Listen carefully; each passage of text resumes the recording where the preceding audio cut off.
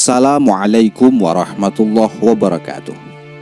Alhamdulillah, di kajian kali ini kami akan menerangkan kisah Hur bin Yazid Ar-Riyahi, komandan pasukan musuh yang berbalik membela Imam Husain di padang Karbala. Para sahabatku, para teman-teman yang semoga kalian mendapatkan limpahan rahmat dari Allah Subhanahu wa Ta'ala. Hur bin Yazid bin An-Najiyah At-Tamimi Ar-Riyahi adalah termasuk komandan pasukan Kufah yang sebelum terjadi tragedi Karbala mendapat tugas dengan membawa 1.000 prajurit untuk menghalangi kepergian Imam Husain radhiyallahu anhu ke Kufah dan juga menghalanginya kembali ke Mekah. Pada hari Asyura, setelah Hur tahu bahwa orang-orang Kufah bersikeras hendak membunuh Imam Husain radhiyallahu anhu, akhirnya ia bergabung dengan Imam radhiyallahu anhu dan berperang membelanya hingga gugur sebagai syahid. Nasab Hur bin Yazid menyambung kepada salah satu bangsa kabilah Tamim. Oleh karena itu, ia dipanggil dengan nama Ar-Riyahi atau Al-Yarbu'i, Al-Hanzali dan At-Tamimi. Keluarga Hur pada zaman jahiliyah dan juga pada zaman Islam merupakan keluarga yang dihormati. Hur adalah salah satu jawara Kufah. Dalam sebagian literatur, dia keliru dianggap sebagai salah satu pengawal dari Ubaidillah bin Ziyad, penguasa Kufah. Atas perintah Ubaidillah bin Ziyad, ia diangkat sebagai komandan bagian dari pasukannya untuk berhadapan dengan Imam Husain radhiyallahu an dan juga sikap kedisiplinan militer. Dan ia taat dalam melaksanakan secara teliti perintah-perintah atasannya. Nampaknya ia tidak memiliki sikap moderat dan tidak ada satu literatur pun yang menuliskan tentang keyakinan Hur atau sikap politiknya dalam masalah situasi politik Kufah yang tegang pada tahun 60 Hijriah atau 679 Masehi. Dikisahkan Ubaidillah bin Ziyad ketika mengetahui Imam Husain radhiyallahu an bergerak ke arah Kufah, dia memanggil Hur yang merupakan pembesar Kufah dan memintanya untuk menjadi komandan pasukan bagi 1.000 penunggang kuda, kemudian mengirimnya untuk menghalangi perjalanan Imam Husain radhiyallahu anhu. Berdasarkan riwayat yang lain, Ubaidillah bin Ziyad mengirim Husain bin An-Numair At-Tamimi dengan 4.000 orang tentara ke Qadisiyah supaya mengawasi secara seksama daerah-daerah sekitarnya sehingga dapat mengetahui semua orang yang berlalu lalang di daerah itu. Hur dan tentaranya yang berjumlah 1.000 orang itu juga merupakan bagian dari pasukan yang dikirim oleh Husain bin Numair untuk menghalangi perjalanan Imam Husain radhiyallahu anhu. Diriwayatkan dari Hur ketika ia meninggalkan istana Ibnu Ziyad dari Kufah menuju ke arah pasukan Imam Husain radhiyallahu anhu. Aku, kata Hur, mendengar suara berasal dari belakangku sebanyak 3 kali. Wahai Hur, aku janjikan kamu surga. Ia terus berkata kepadaku untuk melihat ke arah belakang, namun aku tidak menyaksikan siapapun. Aku berujar kepada diriku, demi Tuhan, ini bukanlah kabar gembira. Bagaimana mungkin ini adalah kabar gembira sementara aku sedang menuju perang dengan Husain radhiyallahu anhu. Hur ini menyimpan kejadian ini dan menceritakan kembali kepada Imam Husain radhiyallahu anhu ketika ia bertemu dengan beliau. Imam Husain radhiyallahu anhu berkata kepadanya, wahai Hur, engkau sejatinya akan menerima pahala dan kebaikan. Imam Husain radhiyallahu anhu bertemu dengan Hur dan pasukannya di Dzu Huzam. Keterangan literatur yang ada menunjukkan bahwa Hur tidak bertujuan untuk memerangi Imam Husain radhiyallahu anhu, namun hanya menggiring Imam Husain radhiyallahu anhu untuk dibawa ke hadapan Ibnu Ziyad. Oleh karena itu, ia dan pasukannya membentuk barisan untuk menghadang karavan Imam Husain radhiyallahu anhu. Abu Mikhnaf yang merupakan salah seorang dari kabilah Bani Asad yang menyertai perjalanan itu mengisahkan bagaimana konfrontasi pasukan Hur dengan Imam Husain radhiyallahu an yang ia dengar dari 2 orang laki-laki dari Bani Asad yang menyertai Imam Husain radhiyallahu an. Dan 2 orang laki-laki itu berkata, ketika rombongan Imam Husain radhiyallahu an bergerak dari Syaraf di tengah hari sampai pada pasukan pelopor dan kavaleri musuh, Imam Husain radhiyallahu an bertanya kepada orang-orang yang ada di sekitarnya, adakah tempat berlindung di sini sehingga kita akan berada di sana dan kita akan melawan musuh dengan mereka dari satu arah. Orang-orang menjawab, ya, di sisi kiri terdapat sebuah rumah bernama Dhu Huzam. Imam Husain radhiyallahu an berjalan di bagian kiri ke arah Dhu Huzam. Namun pasukan musuh pun bergerak ke arah tersebut. Namun Imam Husain radhiyallahu an dan rombongannya lebih cepat sampai ke rumah itu. Kemudian Imam radhiyallahu an memerintahkan untuk mendirikan kemah di sana. Hur bin Yazid Ar-Riyahi dan pasukannya, ketika waktu zuhur datang dari bundaran jalan dan ketika ia dan rombongannya kehausan, ia berhadap-hadapan dengan Imam Husain radhiyallahu an dan penolong setianya. Meskipun mereka memusuhi Imam Husain radhiyallahu an, namun reaksi Imam adalah berdamai dengan mereka hingga memerintahkan kepada sahabatnya untuk memberi air kepada Hur dan kuda-kudanya. Karena Hur menampakkan kemauannya untuk salat berjamaah dengan Imam radhiyallahu an, maka Imam mengabulkan. Hur menyampaikan tugasnya kepada Imam Husain radhiyallahu an. Imam pun menjawab dengan tegas, masyarakat Kufah telah mengundangku untuk datang ke Kufah. Setelah itu, dengan mengingatkan secara tertulis dan permohonan berkali-kali, mereka menunggu kedatanganku ke Kufah dan memintaku untuk memimpin mereka. Namun jika mereka menyesal atas keinginan mereka sendiri, maka baiklah, aku akan kembali. Hur mengatakan tidak tahu menau atas surat-surat itu dan berkata bahwa ia dan pasukannya bukan termasuk orang-orang yang menulis surat itu, dan ia bertugas untuk membawa Imam Husain radhiyallahu anhu ke Kufah, ke hadapan Ibnu Ziyad. Karena Imam dan rombongannya ingin bergerak, maka Hur menghalangi Imam Husain radhiyallahu anhu untuk ke Kufah dan juga menghalangi Imam untuk kembali ke Hijaz. Hur menyarankan supaya Imam tidak melanjutkan perjalanan ke selain Kufah dan Madinah, sehingga Hur telah menunaikan tugas yang diembankan kepadanya. Hur kepada Imam Husain berkata, aku tidak ditugaskan untuk memerangi Anda, wahai Husain. Tugasku hanyalah menyertai Anda hingga ke Kufah. Oleh karena itu, apabila Anda tidak mau ke Kufah, maka ambillah jalan yang tidak akan menyebabkan Anda sampai ke Kufah dan tidak pula akan sampai ke Madinah. Sehingga aku akan menulis surat kepada Ubaidillah bin Ziyad. Anda juga jika menghendaki, tulislah kepada Yazid, sehingga akan bisa berujung ke arah perdamaian. Dan menurutku, langkah ini adalah langkah terbaik daripada kami harus memerangi Anda. Setelah itu, Imam Husain radhiyallahu an dan para penolongnya, para pengikutnya bergerak di jalan Uzaib al-Hijanat dan Qadisiyah. Hur pun mengiringi pasukan Imam Husain radhiyallahu an dan rombongannya. Meskipun Hur tidak ditugaskan untuk berperang, namun semenjak awal ia sangat terganggu jika terjadi konflik dengan Imam Husain, dan bahkan memperingatkan bahwa jika terjadi peperangan, pasti Imam Husain radhiyallahu an akan terbunuh. Setiap kali ada kesempatan, Hur kepada Imam Husain radhiyallahu an berkata, demi Tuhan, wahai Imam Husain, jagalah kehormatan jiwa Anda, karena aku yakin jika perang terjadi, pasti Anda akan terbunuh. Namun Imam Husain radhiyallahu an menjawab dengan membaca syair bahwa beliau tidak takut meninggal dan syahid di jalan Allah. Di Uzaib, 4 dari penolong Imam Husain radhiyallahu an datang dari Kufah ke hadapan Imam Husain radhiyallahu an. Hur bermaksud ingin menangkapnya atau mengembalikan mereka. Namun Imam Husain menghalanginya. Mereka melaporkan tentang ketidakstabilan keadaan di Kufah, terbunuhnya Qais bin Musir, utusan Imam ke Kufah, dan siapnya pasukan besar untuk menggempur Imam Husain radhiyallahu an. Kesepakatan Hur dan Imam Husain radhiyallahu an berakhir pada tanggal 2 Muharram. 2 kelompok itu pun sampai di Nineveh, yaitu ketika surat Ibnu Ziyad sampai ke tangan Hur yang berisi tentang perintah perlakuan tegas terhadap Husain radhiyallahu an dan memberhentikan mereka di gurun pasir tanpa air, tanpa rumput dan tidak bertepi. Dalam surat Ibnu Ziyad yang ditunjukkan kepada Hur, isinya adalah, ketika surat ini sampai di tanganmu dan utusanku sampai di hadapanmu, berlaku keraslah kepada Husain dan jangan berhentikan ia kecuali di padang pasir yang tiada bertepi dan tanpa air.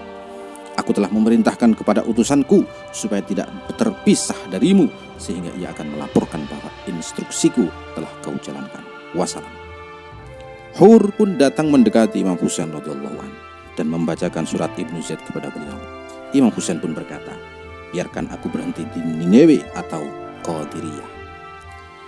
Hur yang berada dalam keadaan kepepet dan utusan Ibnu Ziyad memata-matainya, terpaksa menolak permintaan imam untuk mendirikan kemah di Nineveh atau Qadiriyah atau Sufayah yang juga berada di sekitar itu.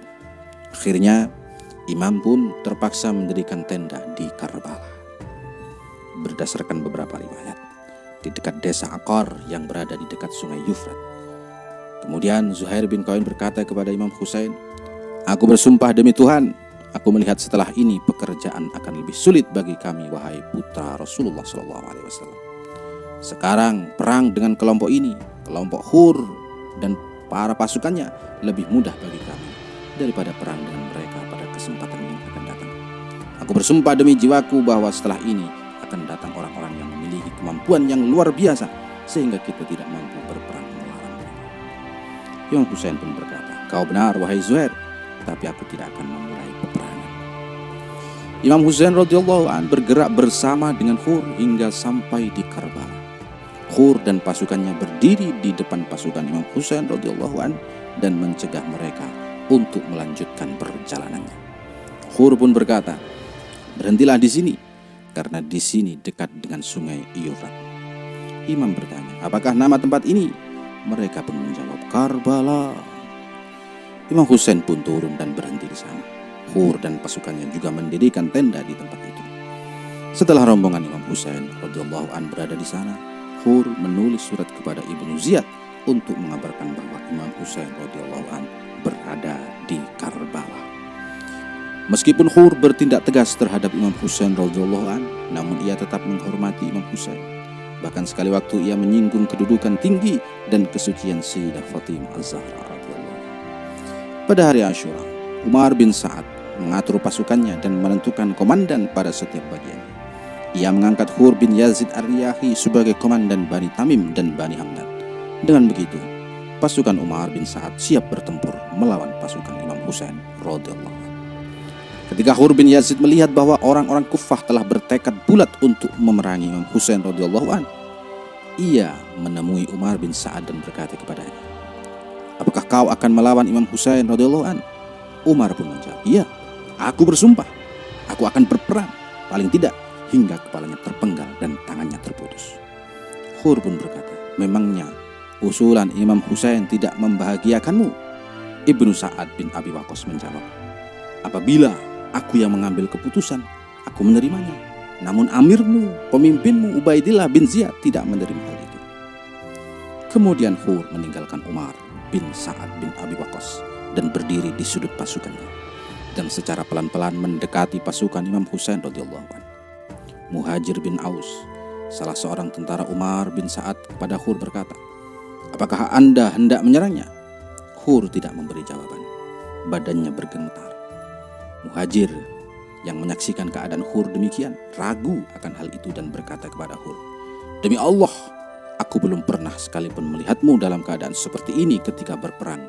Dan berkata, "Apabila orang-orang bertanya, siapakah di antara masyarakat Kufah yang paling berani, maka aku akan menjawab, kaulah orang itu. Sekarang, mengapa aku melihatmu dalam keadaan demikian?" Hur pun berkata, "Sesungguhnya aku melihat antara surga dan neraka. Dan aku bersumpah demi Tuhan, jika tubuhku terpotong-potong dan dibakar, maka aku tidak akan memilih sesuatu yang lainnya kecuali surga." Hur berkata demikian, kemudian memacu kudanya ke arah kemah Imam Husain radhiyallahu anhu. Hur dengan wajah pucat menemui Imam Husain radhiyallahu anhu, memohon maaf kepada beliau dan mengakui bahwa ia tidak pernah mengira bahwa orang-orang Kufah akan membawanya ke medan peperangan. Imam Husain beristighfar atas tindakan Hur dan berkata, "Engkau adalah laki-laki yang merdeka, baik di dunia maupun di akhirat." Hur memasuki kemah Imam Husain radhiyallahu anhu dengan keadaan melepaskan tamengnya. Ia datang kepada Imam Husain radhiyallahu anhu dan mengatakan, "Semoga aku menjadi tebusan bagimu, wahai putra Rasulullah. Aku adalah orang yang menghalangimu untuk kembali ke tempat asal Anda, dan akulah yang menyertai Anda sehingga sampai di tempat ini. Aku tidak mengira sedikit pun bahwa orang-orang Kufah akan menolak usulan Anda sehingga Anda bernasib begini. Sungguh aku bersumpah demi Tuhan, jika akan berakibat seperti ini, aku tidak akan melakukan hal ini. Aku sekarang menyesali semua perbuatan yang telah aku lakukan. dan aku akan bertaubat kepada Tuhan. Apakah taubatku akan diterima?" Imam Husain radhiyallahu anhu berkata, "Ya, Allah Subhanahu wa taala telah menerima taubatmu." Menurut beberapa sumber kontemporer, putra-putra, saudara-saudara dan budak Hur juga bergabung dengan Imam Husain radhiyallahu an bersamaan dengan Hur dan syahidnya di Karbala. Namun karena hal ini tidak disinggung dalam sumber-sumber klasik, maka kurang bisa dipercayai. Setelah Hur bin Yazid bertaubat, Hur berdiri di depan pasukan Umar bin Sa'ad bin Abi Waqqas dan menasihati mereka, "Wahai kalian semua, apakah tawaran yang diberikan Imam Husain radhiyallahu an tidak membuat kalian untuk mengurungkan niat kalian supaya tidak berperang melawan Imam Husain radhiyallahu an?" Mereka menjawab, "Katakan perkataanmu kepada Umar bin Sa'ad." Maka Hur mengatakan perkataan itu kepada Umar bin Sa'ad. Kemudian Umar bin Sa'ad bin Abi Waqqas berkata, "Aku sangat menantikan peperangan untuk melawan Husain. Jika ada jalan lain yang bisa aku tempuh, pasti aku akan melakukannya." Oleh karena itu Hur berkata kepada pasukan Umar bin Sa'ad, "Hai orang-orang Kufah, ibu kalian akan berkabung atas keadaan kalian.